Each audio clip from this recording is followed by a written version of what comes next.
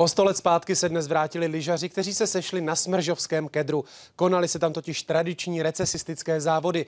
Načence přitom neodradilo ani to, že tam není vlek a svah si museli sami ušlapat. Na tradiční sraz dorazila bezmála 100 dobově oděných lyžníků a zúčastnili se nejen závodníci od nás, ale také ze sousedního Polska.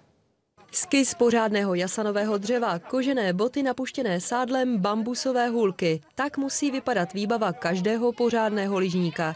Ve Smržovce se letos sešli už po 18. a jako tradičně změřili síly hned v několika disciplínách.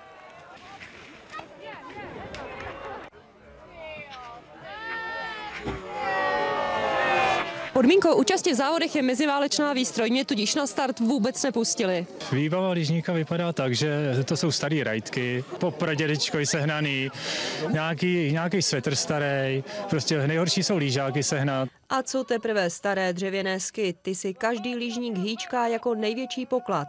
Je fakt, že teďka už všichni to spálili, je to velká škoda. Nebudete tomu věřit, ale na těch lyžích jezdil můj dědeček. Přestože se někteří závodníci pokusili o klasický telemarský styl, většinu z nich jasanové ski na svahu vůbec neposlouchali. Z těch hran to prostě je boj. Nevěřili byste, jak moc těžký jsou všechny disciplíny? Bardzo dobře. Podařilo se mi sjet slalom bez kolize, bez pádu, takže jsem moc spokojená. Jsem zadovolena. Tady je hlavní ta máza, že jo?